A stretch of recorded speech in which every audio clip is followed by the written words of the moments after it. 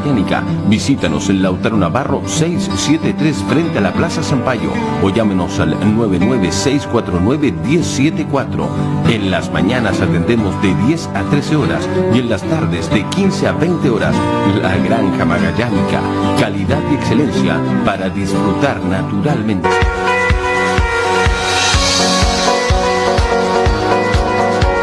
8 de la mañana con 41 minutos, está en línea Rodolfo Saldivia para que hagamos este primer café político de la semana. Vamos a hablar de la visita de Mañalich, vamos a hablar del COVID-19, pero vamos a hablar de la crisis en el Tribunal Constitucional y el proceso constituyente con la ofensiva de Coloma y ciertos sectores de la derecha, donde está involucrado Chadwick también, sobre todo en los últimos días, con filtración de información, Blumel también por tener este plan B y volver a posponer el plebiscito que ya está fijado para el próximo 25 de octubre, que ya está en la Constitución, ya es un hecho, una reforma. Pero bueno, vamos a ver qué sucede, aunque se entiende que en esta vuelta a la normalidad, en este regreso futuro, seguro, controlado y todo lo que se ha dicho, el país de aquí a septiembre, la idea es que en buena parte del territorio de aquí al 11 de mayo esté funcionando entre comillas, no sé si normal, pero ya funcionando en gran parte de los sectores, incluso en clase. En algunas comunas, no estoy hablando solamente de Punta Arenas y Magallanes, estoy hablando de Chile. Entonces yo me imagino que si en mayo va a ser el mes de el volver a la normalidad, en junio, julio ya la cuestión va a estar bastante normalizada, a no ser que haya un nuevo brote. Bueno, esta cuestión como es inédita, se va dando a poquitito. ¿Cómo estás, Rodolfo? Buenos días, gusto de saludar. Buenos días, Mauricio. Primero, quiero partir por lo de Mañalich. ¿Qué te pareció la visita de Mañalich a Punta Arenas? Respecto a buenos días a todos los auditores. Respecto a la visita de Mañalich, lo que más o menos se trata desde el punto de vista del comunicacional del gobierno es anticipar escenarios. Uno de los focos de conflicto a raíz del manejo del COVID-19 que tiene abierto el gobierno en particular son las regiones de Araucanía y Magallanes por la cantidad de contagios y a raíz de eso ya desde mediados de la semana se empezó a preparar, digamos, una visita del ministro de Salud, por lo que ha salido, digamos, en televisión y en prensa, en donde finalmente, hizo su arribo a la región. En donde principalmente yo creo que lo que vino a hacer a la región fue tratar de dar un apoyo a las autoridades locales, en particular también tratar de hacer un control de daño de su gestión, en particular frente a las críticas que se han suscitado respecto a su manejo, digamos, en esta crisis, yendo precisamente a la región más afectada dentro de las dos más afectadas, que son la Araucanía y Magallanes, y en ese sentido tratar también de generar ciertas coordinaciones quizás con los equipos locales de salud. Ahora, en lo comunicacional yo creo que fue una buena medida, pero digamos siguen persistiendo dudas respecto a lo que va a ser su éxito en esta crisis. Gran parte de las teorías que andan circulando, políticas, digamos, o tesis que se tratan de instalar mediáticamente, dicen de que Mañalich lo estaría haciendo bien por la baja cantidad de muertos, fallecidos, digamos, a raíz de esta pandemia. Sin embargo, se debe recordar de que en principio la teoría a la que apostó el gobierno en particular fue la teoría del rebaño, es decir, que haya un contagio comunitario de la población para efectos de que se generase cierta inmunidad. Algo de eso hay detrás de lo que se señaló desde el punto de vista de Bolsonaro y de Trump, es decir, que haya un contagio masivo de las personas para efectos después de ir controlando esta pandemia. Sin embargo, esa tesis se cayó, digamos, ni siquiera al intentar hacerla, digamos, casi porque los alcaldes en particular, podemos recordar, se opusieron en un primer momento a lo que fue la vuelta de los escolares a clase, y el gobierno estaba con la tesis de que ingresaran a clase, en particular el Ministerio de Educación, Figueroa y el ministro de Salud. Por lo tanto, en ese gallito, digamos, entre los alcaldes y el gobierno terminaron ganando los alcaldes. Por lo tanto, ahí hay un primer punto, que ganaron los alcaldes y no Mañalich. Por otra parte, ha tenido un manejo bastante conflictivo con la prensa, en particular incluso acá a nivel regional, solo dio 2 entrevistas a canales oficialistas, digamos, o al menos, digamos, no vamos a acusar, digamos, de ese intento, digamos, pero no dio una entrevista, digamos, a todos los medios locales, salvo en los puntos de prensa donde ya han existido problemas a nivel nacional. En particular hubo una denuncia, digamos, en Facebook del diputado Garín, donde señalaba de que incluso en La Moneda a los periodistas que estaban realizando preguntas incómodas les estaban quitando su acreditación en Palacio, es decir, de fondo una manera de censurar, digamos, en cierta medida el manejo que puedan tener los periodistas, las preguntas que puedan hacer a los ministros y a la autoridad. Ahora, si eso se complementa, digamos, con lo que se ha señalado a nivel internacional, en particular con lo que fue la declaración de Michelle Bachelet, en donde ya la prensa ha tenido bastantes problemas en cubrir el tema de la pandemia, tanto en el número de contagios y los fallecidos a nivel internacional, y también con la posible interpelación respecto al manejo de las crisis en diferentes gobiernos, tenemos un escenario que al parecer acá en Chile no es tan problemático, pero sí un punto de alerta frente a lo que ha sido la conducta del ministro de Salud, donde principalmente ha tenido una actitud bastante despectiva con los medios de comunicación. Bueno, eso respecto a lo comunicacional, tratando de corregir ese tema, digamos, el énfasis en las bajadas concretas. Respecto a lo que es el gobierno, principalmente tenemos que en el caso de La Moneda al parecer habría un quiebre interno entre lo que es la figura de la Roulette como asesor económico y principal consejero del presidente, con lo que fue el rol de Mañalich en esta pandemia o en lo que viene de este plan de retorno seguro.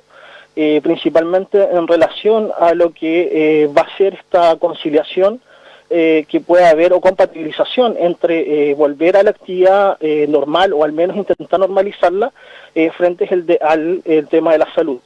En particular, el gobierno lo que le interesa más que todo es frenar el estallido social que eventualmente podría venir y tratar de, en ese sentido, no bajar los puntos de aprobación que han tenido durante estos meses, que han sido bastante pocos también. No hay posibilidades de creer totalmente a lo que dice CADEM, frente a otras encuestas que también han salido, principalmente en diario El Mostrador, en donde han señalado una alza bastante menor a la que proyecta CADEM. Pero 13% eso, ¿no? ¿Perdón? 13% llega la que mostró el Mostrador. Así es. Y en ese sentido, ese quiebre generó que el presidente de fondo tuviera que optar finalmente por qué lealtad, digamos, tiene. No lo esforzó tan directamente así, pero Mañalich señaló de que la renuncia la tiene firmada el presidente de su escritorio y que si no está conforme con su gestión la puede ejercer en cualquier minuto. Finalmente eso se da a entender de que hubo algún momento en que esto debe haber escalado alguna crisis mayor en el interior de La Moneda y que fue trabajada, yo creo que, digamos, en forma sutil por los asesores comunicacionales, en particular yo creo que me imagino que debe estar Fernando Otero, Rendich y también que son, digamos, la Magdalena Díaz, que es hija de Pedro Pablo Díaz, que fue un conocido, digamos, amigo del presidente, en donde lo que me imagino ahí lo que están tratando de hacer es tratar de calmar esta situación y por eso en particular lo que están tratando de articular desde el punto de vista comunicacional es dar una bajada, digamos, de generar puntos comunicacionales.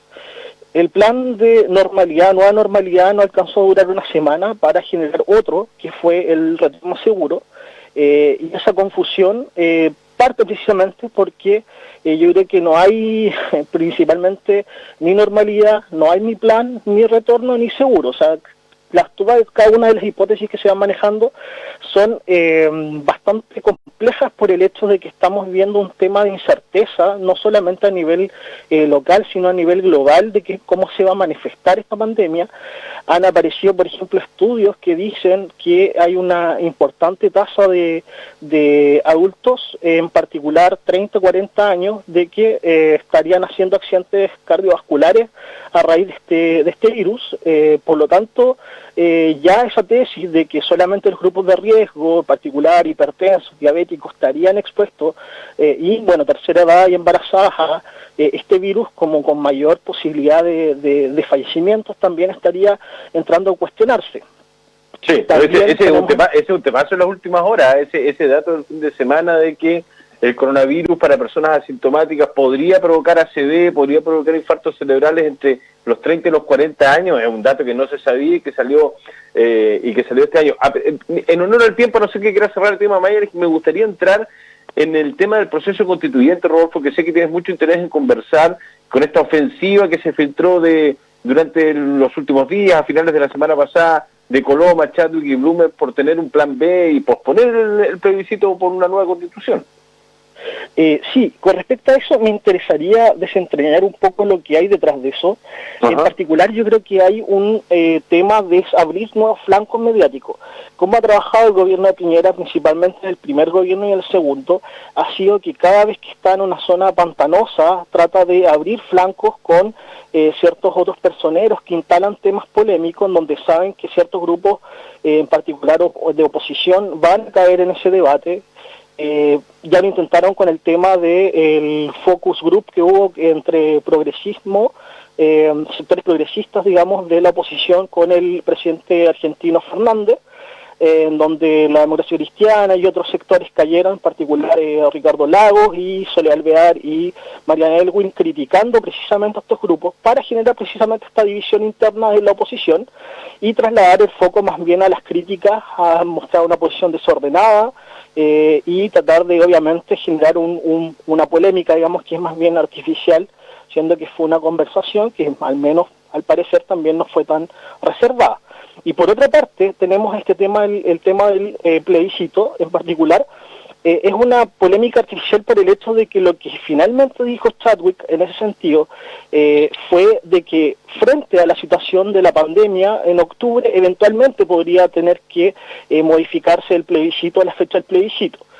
Esto vino reforzado por dichos anteriores Juan Antonio Coloma, que lo señaló en Canal 13, digamos, en una entrevista, no sé si fue en la radio o en Canal 13 mismo, pero señaló de que eventualmente el tema de la pandemia podría generar algún tipo de problema de esta situación del proceso constituyente. Ahora,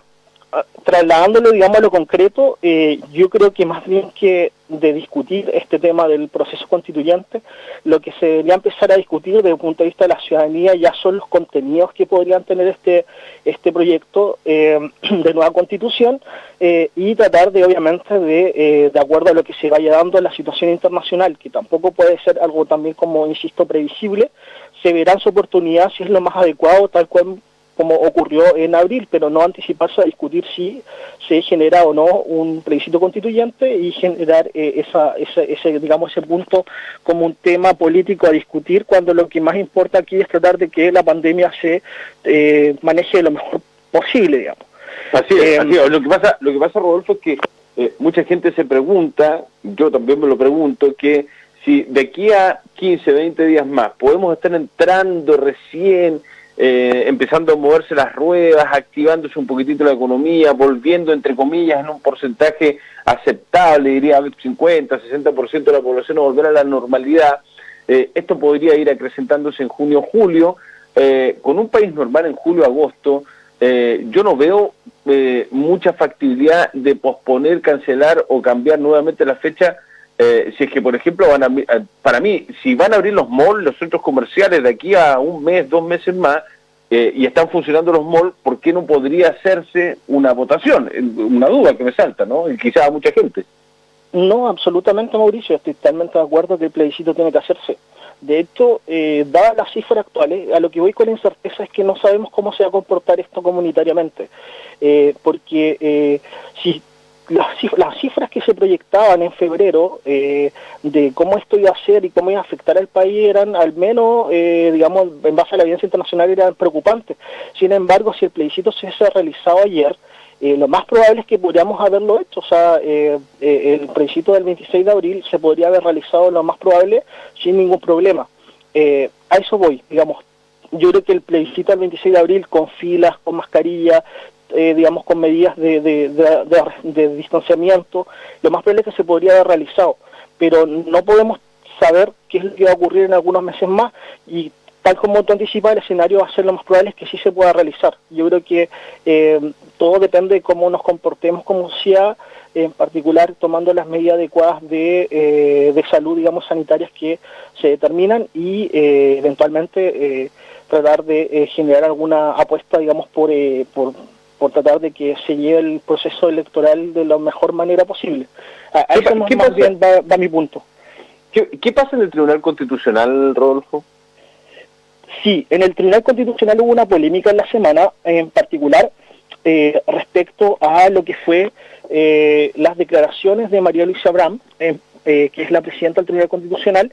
El Tribunal Constitucional es un engranaje clave en el sistema institucional del país, por cuanto lo que hace es cumplir ciertas funciones, en particular declarar, por ejemplo, inaplicable una ley, o que proyectos de ley se conviertan precisamente después de un análisis del Tribunal Constitucional en ley. Eso es para que más o menos se entienda la función del tribunal. Ese tribunal tiene una designación que en particular es bastante cuestionable, tiene un componente más político que técnico, a diferencia de otro órgano como es la Corte Suprema, y en particular lo que señaló María Luisa Abraham es que en causas de derechos humanos, que es la presidenta del Tribunal Constitucional, habría una cierta dilatación de los procesos para efectos de que se generara una cierta un halo de impunidad, digamos, en estos casos de derechos humanos, en particular por lo que fue la presidencia anterior en el Tribunal Constitucional. Dice que eventualmente podría haber visos de corrupción al interior del Tribunal Constitucional, y eso generó un revuelo bastante importante dentro del TC. ¿Qué es lo relevante aquí? Que precisamente todos los involucrados lo que hacen es más bien dar la razón precisamente a un esfuerzo de un proceso constituyente en donde esta figura de este tribunal precisamente debería ser revisado, eliminado o quizás modificado en sus aspectos más esenciales, por cuanto incluso hoy en día ya no da seguridad a los actores, digamos, a los abogados que están, y incluso a los políticos que están en el Congreso, en la Cámara de Diputados y en el Senado, de qué es lo que va a ocurrir al interior de este órgano, en donde ya hay, digamos, unos aires bastante pesados entre cuatro personeros en particular, Romero, digamos, la presidenta María Luisa Abraham, Iván Aróstica y José Ignacio Vázquez, que son 4 de 10 ministros que están trayendo, digamos, a supercrisis, yo creo, desde el retorno a la democracia, este órgano, este Tribunal Constitucional, en donde tiene bastante poder. Digamos, varios juristas, digamos, han señalado que incluso es una tercera cámara,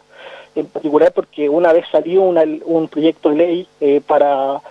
su revisión ante este órgano, muchas veces han sido rechazados. Por lo tanto, es un tema bastante potente, digamos, porque en lo concreto también, fuera de la incerteza que genera los operadores, digamos, jurídicos que tramitan, digamos, ante el Tribunal Constitucional, también hay un tema no menor que es la lucha contra la corrupción, en particular, que puede haber. La corrupción no solamente se entiende como el intercambio de favores económicos, también se puede entender como beneficiar agendas personales o particulares, y en ese sentido, digamos, el Exocet, digamos, o el misil dirigido de BAM hacia algunos de los ministros del Tribunal Constitucional, también se le explotó, digamos, en sus manos, en el hecho de que ella fue designada por el presidente Piñera, o al menos nominada, digamos, y generó eso, digamos, de que las críticas también se le volviesen desde los mismos ministros del Tribunal Constitucional. Y en el respecto a la violación de los procesos, yo debo recordar que yo fui litigante ante, digamos, de una causa de protección, en particular muy mediática, que fue el tema del el intento de retirar fondos de AFP, principalmente sustentado en el derecho de propiedad, sí, en donde posteriormente delegué poder en Fernando Atria y otros constitucionalistas para que efectos de que litiguen ante este órgano. ¿Qué ocurre? A la fecha de hoy yo con toda responsabilidad puedo señalar que no tenemos sentencia, y esta causa estuvo analizándose en diciembre del año pasado, es decir, a 4 meses digamos, con estallido por medio social, y a 4 meses desde diciembre de 2019 aún no tenemos la sentencia para analizarla desde el punto de vista de la coordinadora Norma AFP y las entidades que estamos tratando de apostar a que la gente, precisamente en una situación de crisis económica que se avecina, pudiese retirar sus fondos de pensiones. Y los 10 ministros del Tribunal Constitucional rápidamente, en menos de unas par de horas, en forma unánime, declararon que esto era inconstitucional. Por lo tanto, en particular, lo que ocurre aquí es que hay ciertas agendas, al menos, que pueden estar vinculadas principalmente a agendas, digamos, intereses que pueden existir, que no son transparentes y que en este caso la diputada Carmen Hertz hizo una denuncia en Fiscalía, y la Fiscalía es la que está investigando esta situación para ver si es que existe o no corrupción. En particular, Brahma apuntó directamente a uno de los ministros de que habría el pago en un contrato privado que ya tenía en sus manos una suma de dinero por dilatar procesos de causas de derechos humanos. Por lo tanto, es bastante grave. Muy grave. Se nos fue volando el tiempo en este primer café político de la semana. Rodolfo Saldivia, abogado, muchas gracias por este diálogo, esta conversación que ya se vuelve tradición. Muchas gracias. Muchas gracias, Mauricio. Que esté muy bien. Chao, Rodolfo. Buen día. Pausa, ya venimos.